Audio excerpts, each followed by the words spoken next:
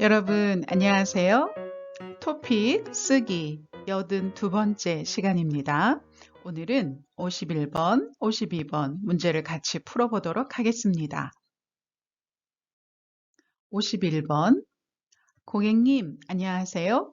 고객님께서 주문하신 상품이 곧 빈칸.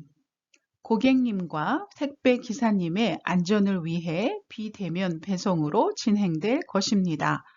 불편하신 점이나 문의사항은 고객센터로 빈칸. 감사합니다.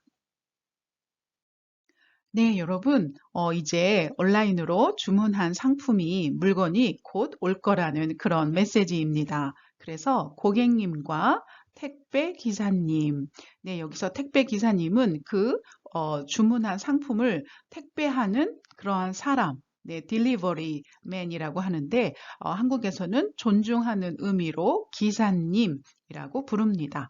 네, 안전을 위해서 비대면. 네, 여기서 비대면은, 자, 면은 얼굴이에요. 대면 하면 얼굴을 마주하다, 얼굴을 보다라는 뜻입니다.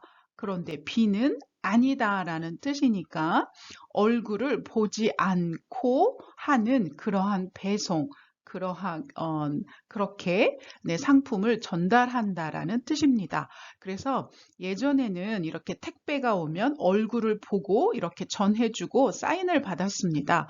그런데 요즘은 이런 여러 가지 안전 때문에 비대면 배송은 문 앞에 물건을 놓고 그냥 가는 거예요. 얼굴을 보지 않는 거예요. 그렇게 진행이 됩니다라는 뜻입니다. 자, 그럼 이제 문제를 더 자세하게 살펴보도록 하겠습니다.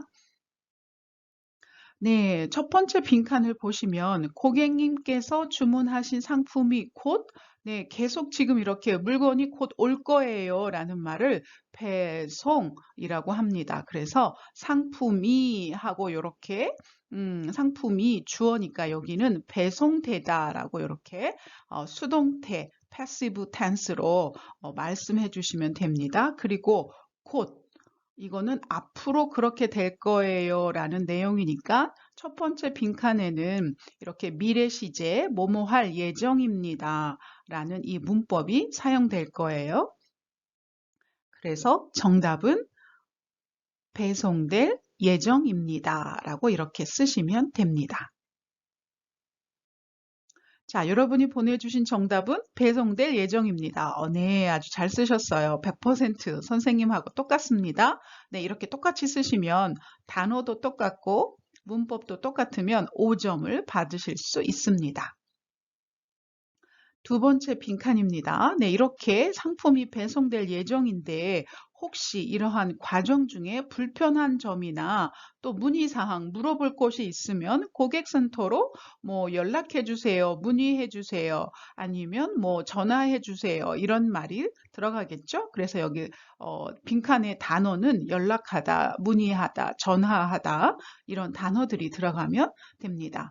그리고 문법은 뭐뭐 해주세요 라는 이거를 조금 더 포멀하고 이렇게 좀 격식체로 격식적인 공식적인 상황에서는 뭐뭐기 바라다 라는 문법을 사용하지요.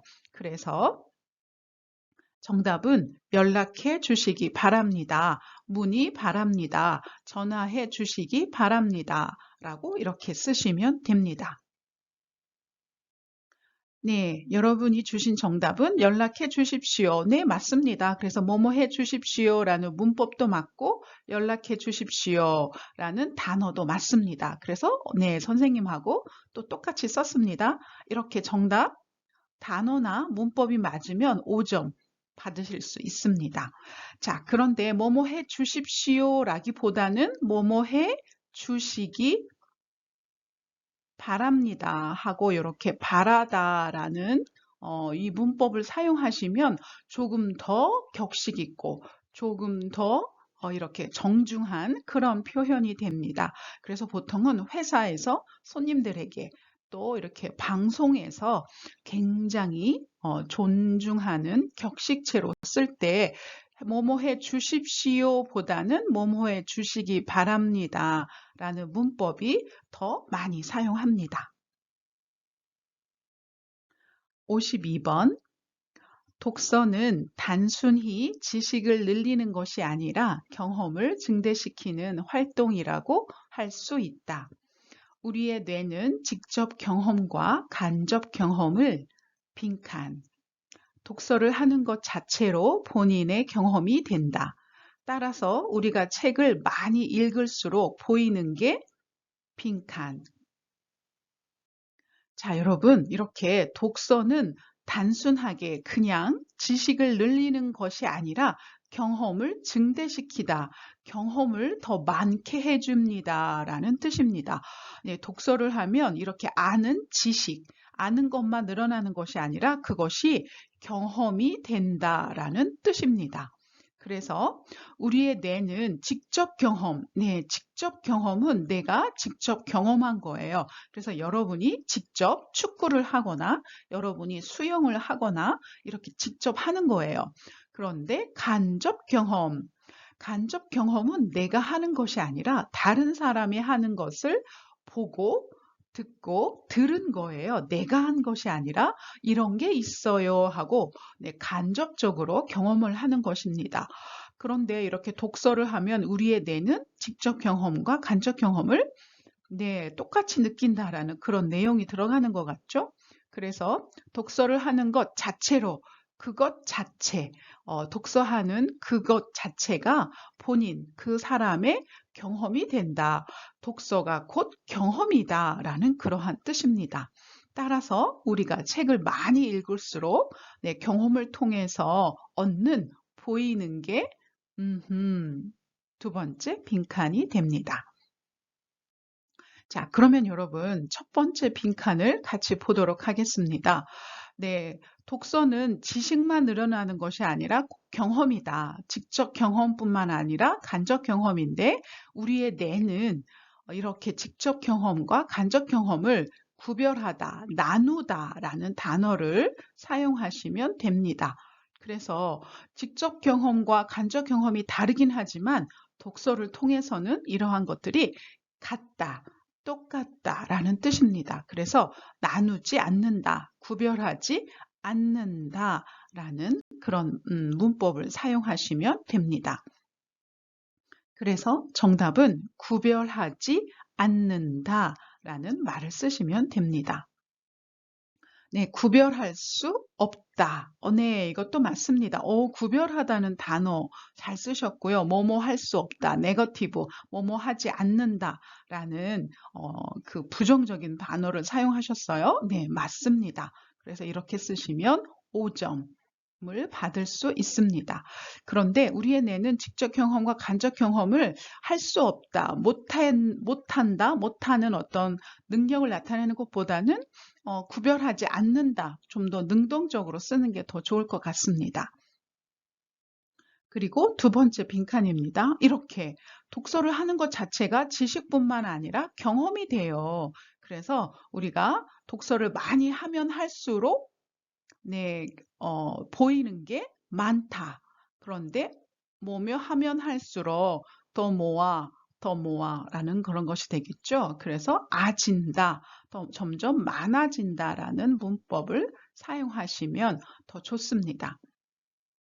그래서 정답은 많아진다. 우리가 독서를 하면 보이는 게 많이 할수록 더 많아진다 라고 이렇게 쓰시면 됩니다. 네, 여러분 정답은 많아진다. 네, 정확하게 쓰셨어요. 잘하셨어요. 이렇게 쓰시면 5점 받으실 수 있습니다. 네, 오늘 정답을 보내준 학생은 51번, 52번 다 잘 쓰셔서 다 합쳐서 20점 점수를 다 받으셨어요. 네, 이렇게 쓰시면 됩니다. 자, 그럼 여러분 51번 다음 시간 숙제입니다. 다음 시간에는 요즘 여러분들이 자기소개서 쓰는 거에 좀 어려움이 많은 것 같아서 자기소개서에 관련된 문제들을 한번 만들어 보았습니다. 그래서 51번 숙제 자기소개서. 저는 지금 대학교 4학년입니다. 대학교에서는 경영학을 빈칸, 전공이 적성에 맞아 졸업 후에는 전공과 관련된 회사에서 빈칸. 네, 51번 숙제입니다. 52번 숙제.